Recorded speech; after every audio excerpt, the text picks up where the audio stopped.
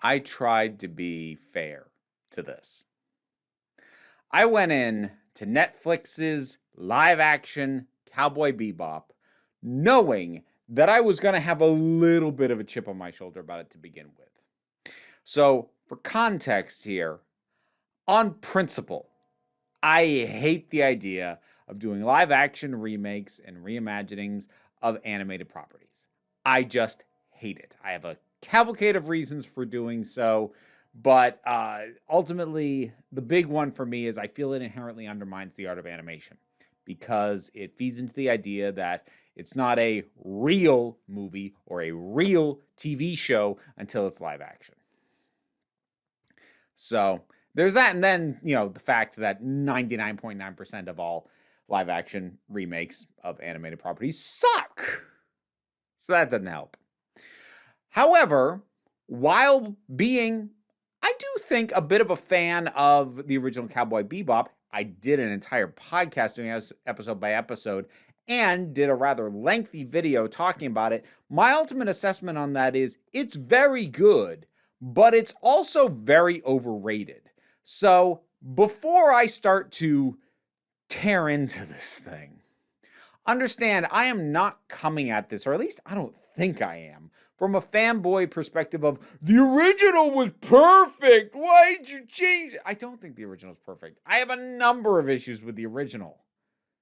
I will, however, point out that virtually everything that was changed about it made it worse. Even when they changed stuff that didn't really work for me the first time, they made it into something that worked for me even less. And the other thing I want to say before I get into any of this is that I can definitely see how someone who has not seen the original would take some enjoyment from this. I can't review it from that perspective. It's not the perspective I have. That is not to say that people who did enjoy the original are incapable of genuinely enjoying this. They may very well be doing that. That's not the perspective I have either. I thought this was goddamn garbage. It was really bad and really, really, really painful. And in a way that's going to be difficult for me to describe, because if it was just a case of, well, they got everything wrong, then I could just say that and we could all go home. But it's more complicated than that. Because it's in like whatever the inverse of the Goldilocks just right zone is. Because if it had been less directly like the original animated version and had been more just doing its own thing, then I think it would have been the better for it. And for all my reservations about straight up remakes, as a product, if it had stuck much more closely to the original, it would have been the better for it. But instead, it changes just enough that you can definitely make distinctions while at the same time keeping enough in play that for anyone who does know the original, you are constantly being reminded of the better version of this. This is going to be really hard to try and nail down. It's clear in my head, but it's the kind of idea that to try and articulate it is not easy, which is a shame because that's my job. But where do we start? You know what? Why don't we start with the primary positive that I have about this? And that is John Cho as Spike Spiegel. Now, to say that he is directly leaping off the animation frame and is the exact same character, no, he's not. There's some notable distinctions, actually. He doesn't seem to have slipped into Spike's borderline nihilistic form of Zen, that whatever happens, happens thing. He doesn't seem to be in that headspace, so he is a little bit different. But John Cho really brings a lot to this part. Spike, if I'm going to be completely honest, while I don't think he's a bad character, he is my least favorite of the four main members of the cast in that original version. I don't find him all that interesting. And what John Cho was able to do was bring a lot of nuance and subtlety to the performance, a lot of time just in the face, that is more than was there with the original animated Spike Spiegel. Now, you could call that artistic license, or you could call it the limits of not the world's biggest animation budget when it came to doing fine details and really subtle face work. But whatever the case, Spike here feels different enough while coming across like someone who has depth and nuances. Nearly everybody else is either a carbon copy and effectively exactly the same, a la Jet, or they've been shifted enough that, like, okay, I see how you got there, but I'm not sure that's an improvement or any worse, like with Faye. But let's deal with the ways in which changes were unnecessary and didn't help. And I'm gonna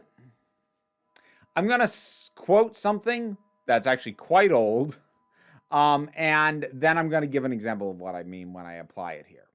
So I remember reading an opinion piece, probably 12, 13 years ago on a website. I'm pretty sure it was Ain't It Cool News. Don't judge me. I was in my 20s. But I remember somebody pointing out that the state of movies at the time, and I feel this is still the case and applies to what I'm about to say, was such that everything needed to be explained, that we were delving into all these details that didn't actually help the stories being told.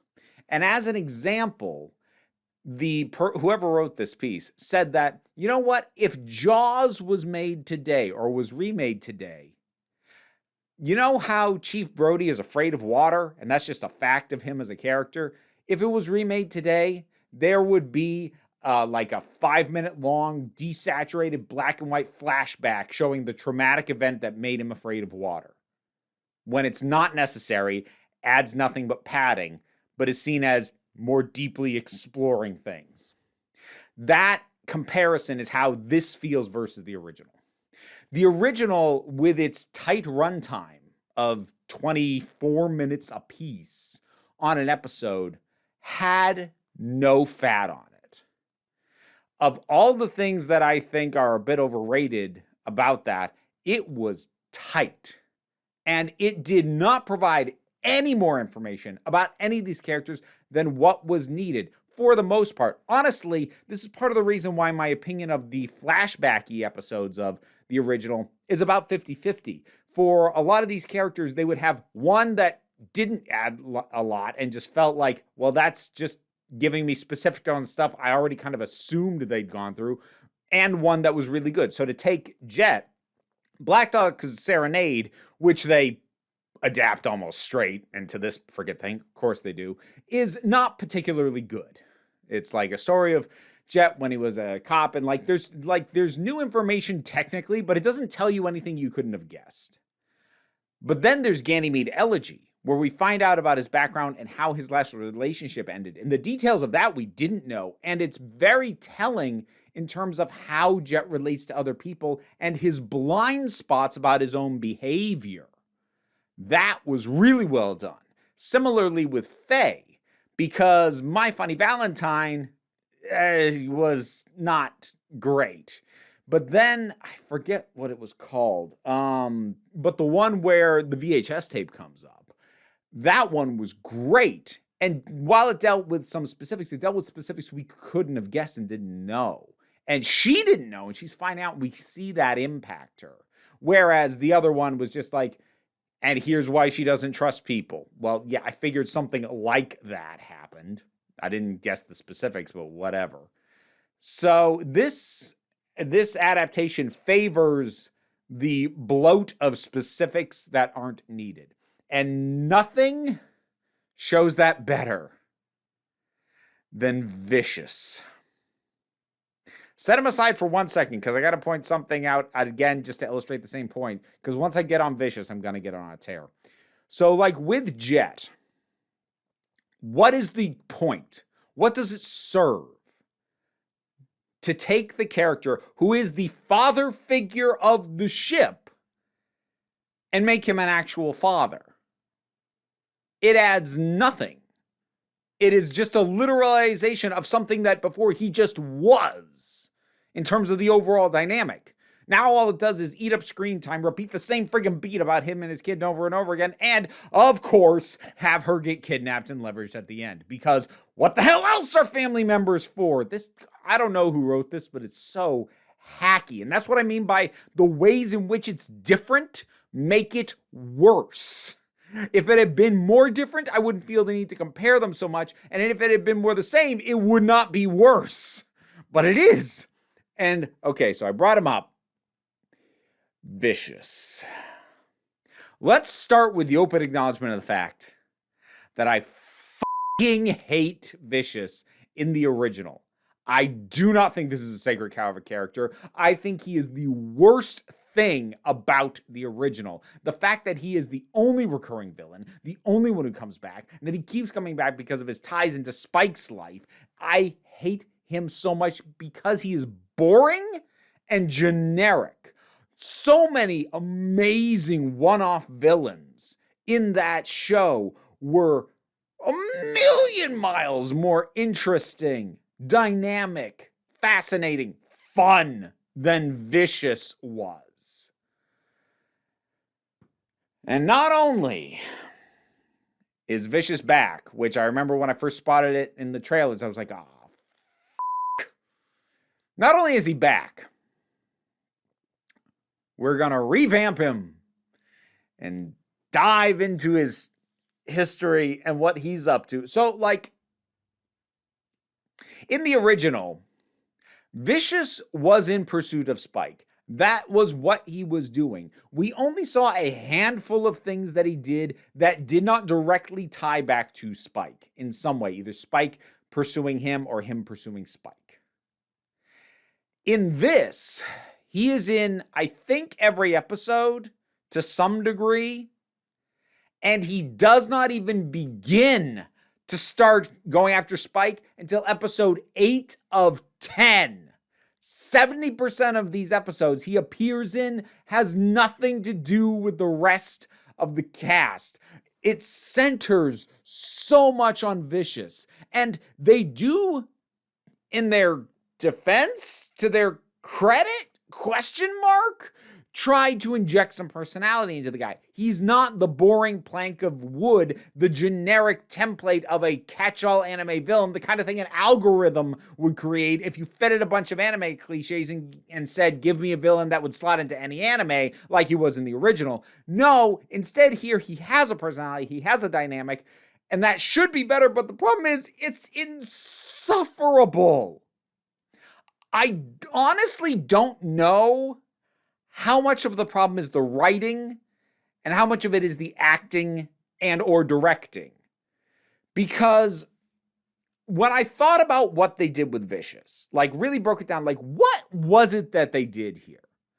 On paper, I could kind of roll with it.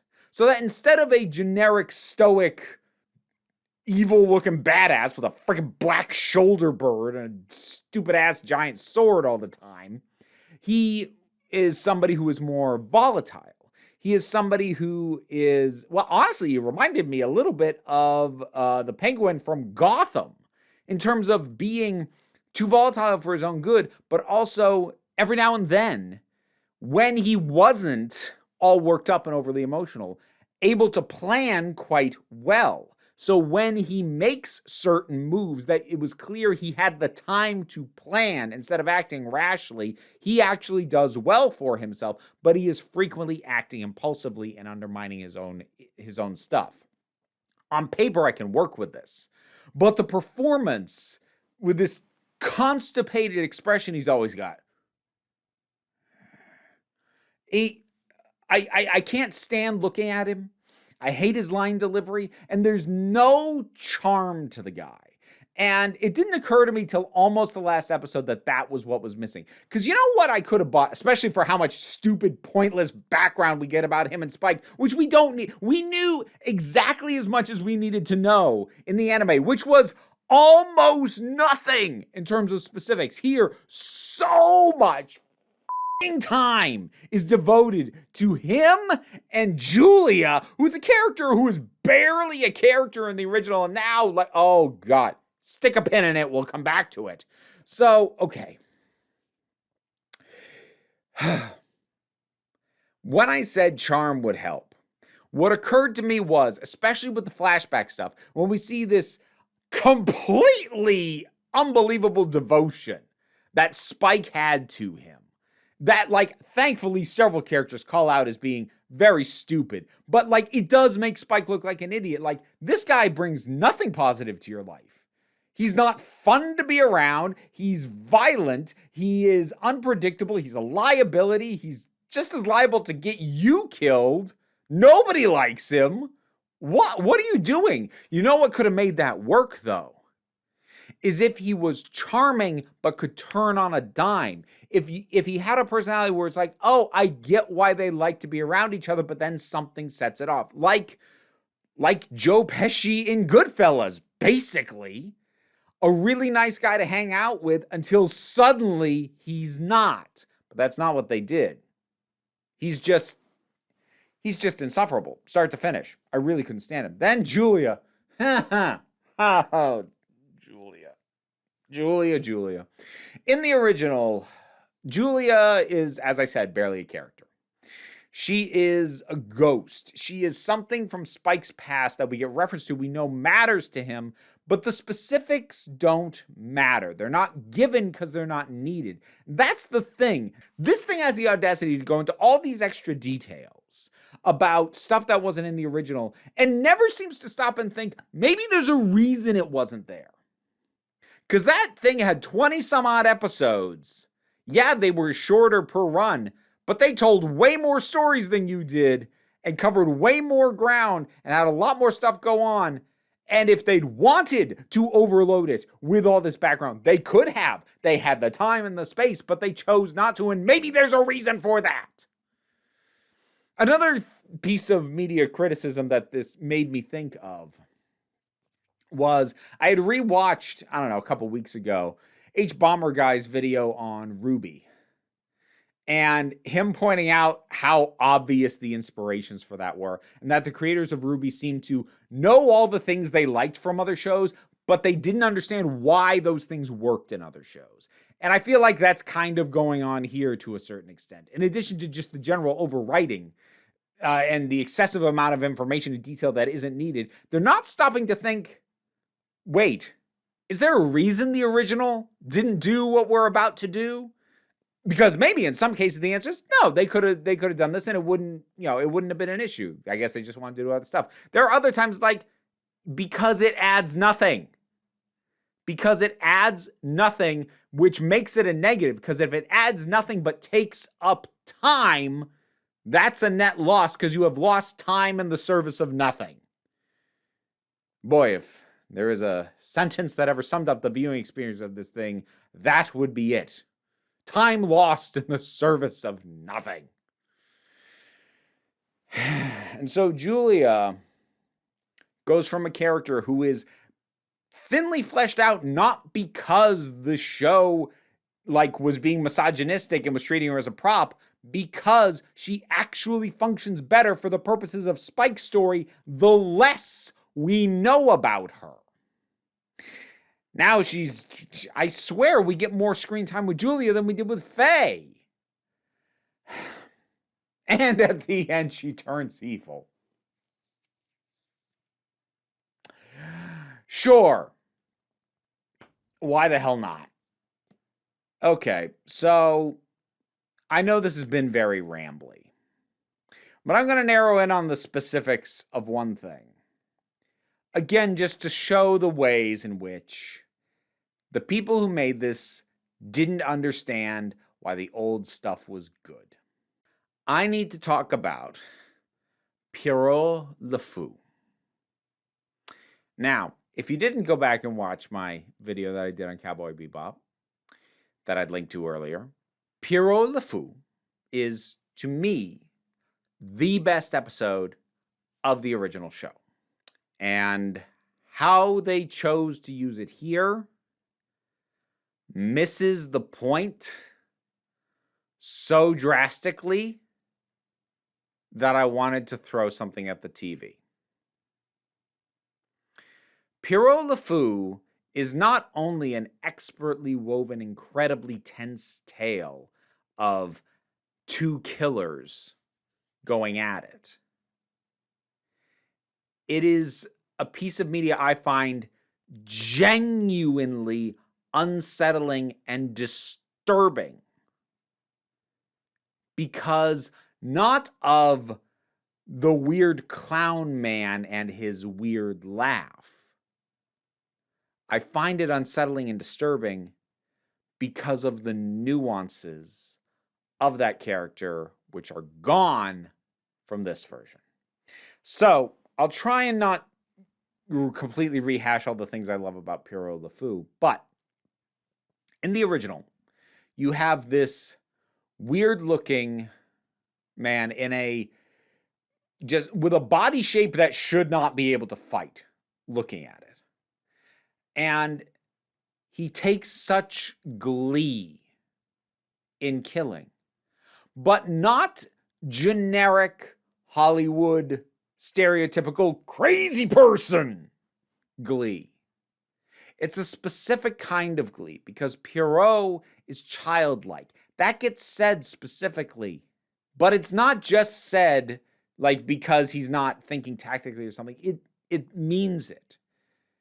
In what was done with him to make him like he is, he was regressed back to an earlier mental state.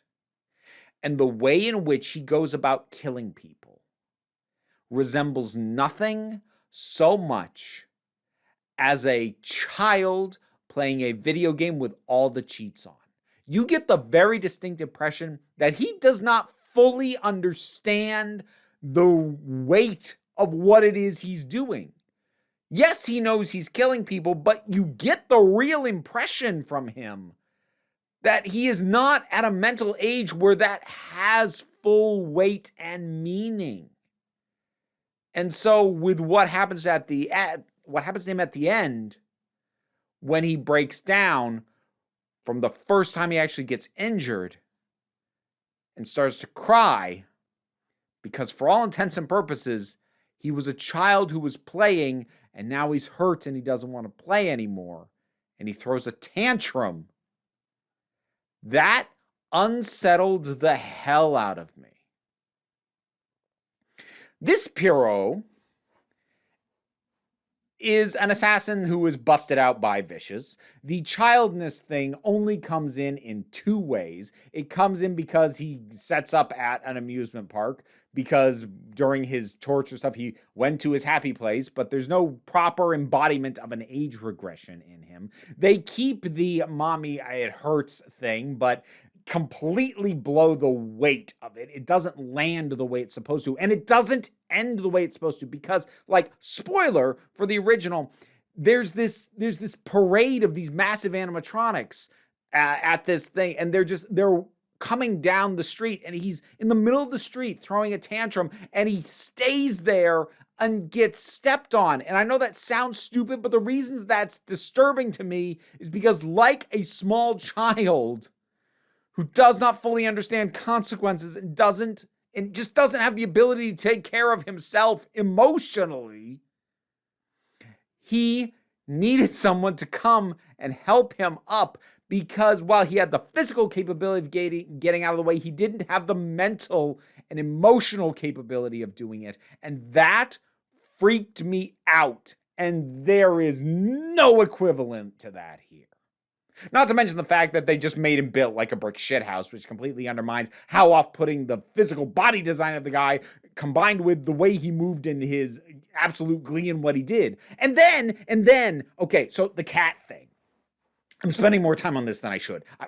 I don't care. This wasted my time. I can waste yours.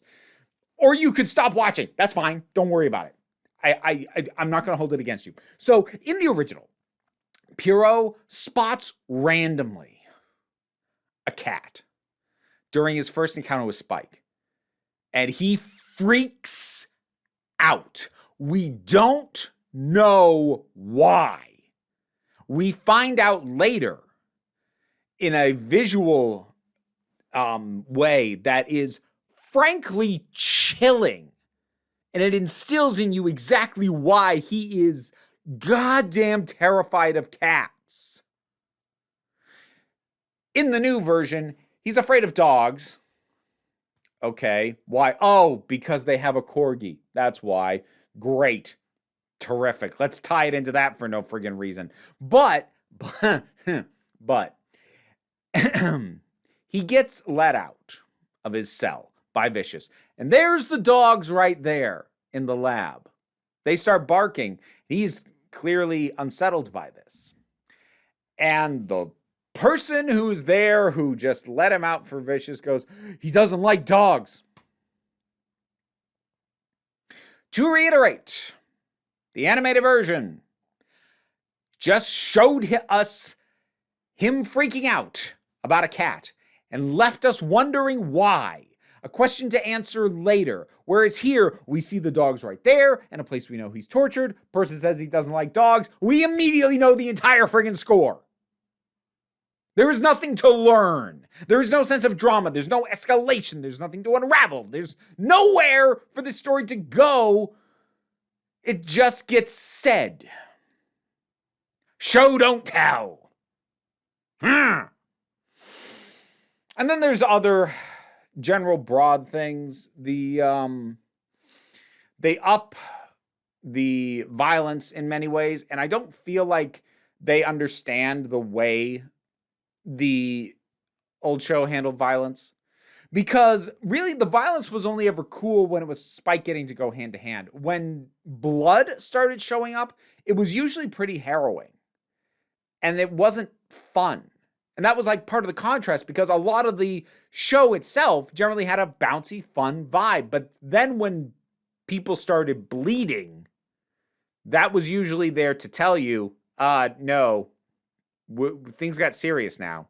We need to deal with that. Overall, this thing feels more violent because it feels gratuitously violent. It doesn't feel like it is violent and bloody with purpose at select points. And on that note, let's just have a bunch of nudity and brothels and strip clubs and have people say a lot. Because that's what the original was missing. This is so much more adult than the show that was about philosophical ideas and life perspectives and how they either complemented or clashed with each other, as opposed to a show about tits and blood and And can I just say at the very end when Ed showed up, I thought my head was going to explode. Radical Edward is my favorite of the original 4 characters in the animated version. It is also a character who does not translate to live action, and just the tiny glimpse we got of her here, I think, proves that. Holy crap. I will not be watching another season of this. This hurt to watch. And I don't say that as an ultra fanboy of the original. I say that as someone who is actually pretty critical of the original, because I feel like it gets overpraised and way too many people treat it like it's this perfect, flawless gem, and it's not. But it's a hell of a lot better than this. Again, if you liked it, that's great. I'm jealous. I wish I did. But as I said, I can only review it with the perspective that I have, and the perspective that I have is that this was shit. Cowboy Bebop, live action. You see what you think about it. Whatever your thoughts are, drop something down in the comments. Let's talk about it. Like, share, subscribe. I got a Patreon. That's how I pay my bills and how I pay for my therapy when I watch a bunch of garbage like this. I'm going to watch something good. I'm going to watch Arcane next. I've heard really good stuff about that one, and I need a palate cleanser real bad after that. But you know, if you don't want to support me there, don't sweat it too much. Take a relaxed attitude around here, so you can just come on back next time you need a break. I know I need one. About 80 proof. That'd be a good break. None of this would have been possible without my supporters over on Patreon. In particular, I want to thank Robin Powell, Raven McBain, Tracy Scrabbit, Vincent Paul Bartolucci, Robin Moore, and Shayla Gourlay. If you'd like to hear me possibly mispronounce your name, maybe consider looking at the reward tiers over on the Patreon. But either way, don't worry about it too much. Take care of yourself.